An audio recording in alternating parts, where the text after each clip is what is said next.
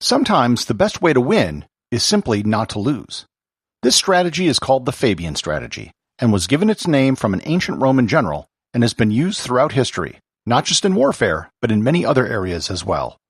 Learn more about the Fabian Strategy on this episode of Everything Everywhere Daily.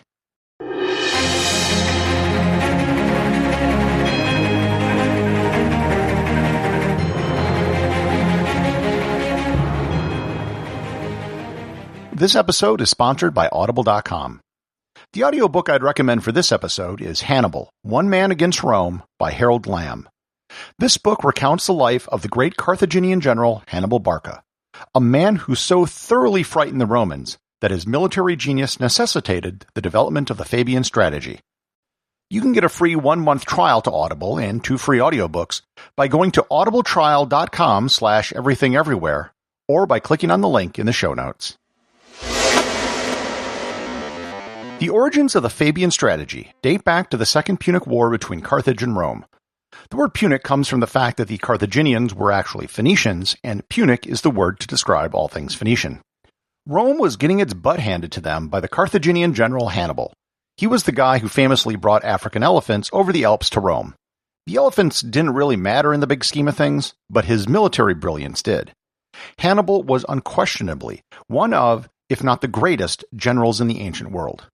As Hannibal marched into Italy, he began taking over town after town. Moreover, he was converting many of the tribes who had alliances with Rome to his side, growing his army. The Romans were used to being the superpower in the region.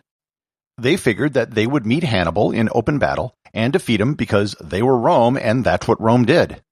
In 218 BC, the armies lined up at what became known as the Battle of Trebia. With forces of about 40,000 on each side, the army seemed evenly matched. But the results were not. The Romans were encircled and slaughtered. Of the 40,000 Roman soldiers on the field, an estimated 20 to 30,000 were killed. After the battle, many of the Gallic tribes saw the writing on the wall and joined Hannibal, growing the size of his army. The next year, in 217 BC, things didn't get any better for Rome. As Hannibal marched south, he hatched one of the greatest ambushes in history at Lake Trasimene, where he attacked an army of 25,000 Romans. 15,000 were killed, and almost all of the rest were captured. This defeat caused a panic back in Rome. The Romans had never experienced something like this before, and Hannibal had become an existential threat to Rome itself. In times of emergency, the Romans had a legal office called a dictator, where they would elect someone to have supreme control over everything for a period of 6 months. They selected Quintus Fabius Maximus as a dictator to stop Hannibal. The strength of Fabius was knowing his weaknesses. He realized he was up against one of the greatest generals in history. In an open field set-piece battle, the way almost every ancient battle was fought, Rome was going to lose.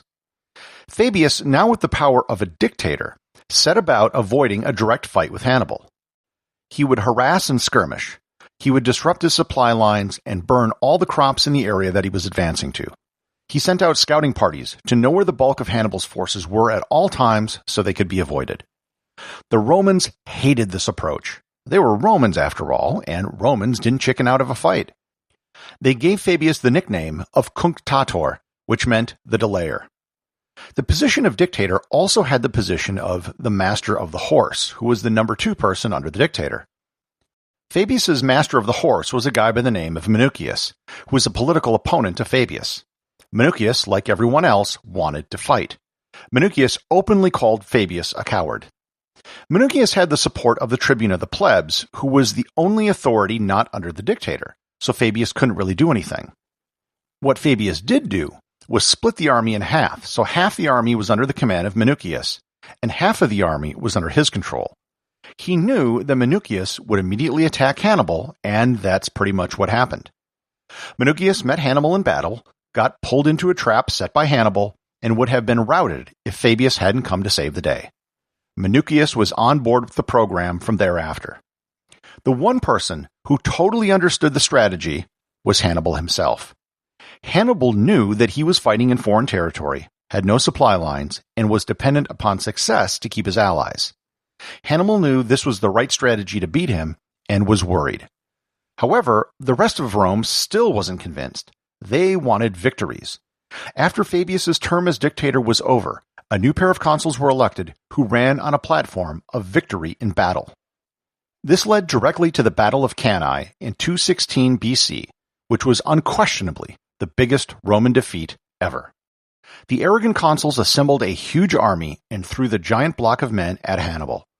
Even though outnumbered 80,000 to 50,000, Hannibal emerged victorious in one of the most lopsided battles in history. Rome suffered almost 50,000 dead and 20,000 captured, including an enormous part of the Roman Senate. After Cannae, which will probably be a separate episode at some point, everyone in Rome was on board with the plan. The term cunctator, which began as an insult, became an honorific. They followed the strategy for years on the Italian peninsula until the war was eventually concluded by bringing the war to Carthage itself. Fabius, the general who didn't win any major victories, was given a triumph and became one of Rome's greatest heroes. The lessons of Fabius have echoed throughout history. In the 100 Years' War between France and England, refer back to my episode in the Longbow, the French suffered a series of staggering defeats to the English. French commander Bertrand du Duclas adopted a Fabian approach and avoided any large military confrontations.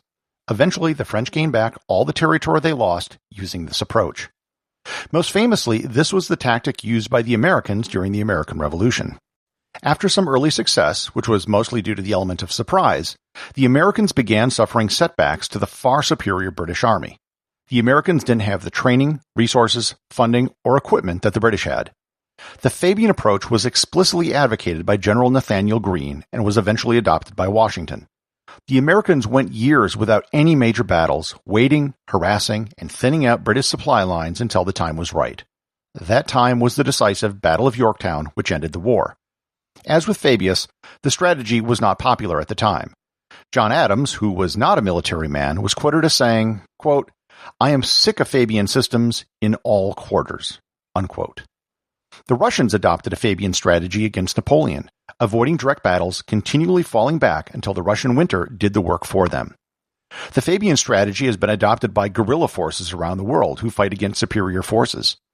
Chinese communist forces used this against the Japanese in World War II. The strategy as dictated by Mao Zedong was, quote, "The enemy advances, we retreat. The enemy camps, we harass. The enemy tires, we attack. The enemy retreats, we pursue," unquote. The North Vietnamese used this tactic against Americans. Believe it or not, the North Vietnamese didn't actually win a lot of major battles.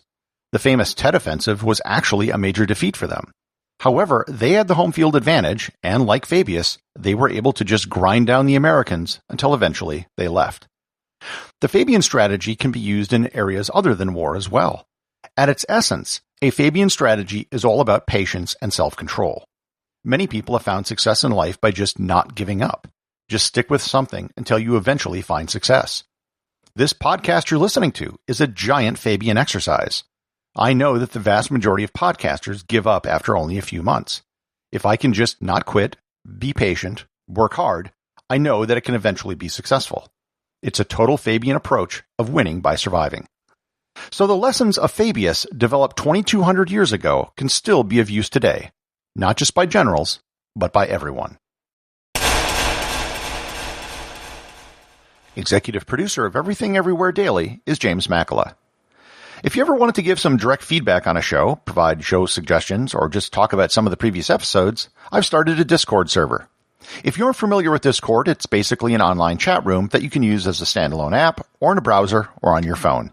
I'm usually there in the evenings, and occasionally throughout the day in North America time. Just go to everything-everywhere.com/Discord, or click on the link in the show notes.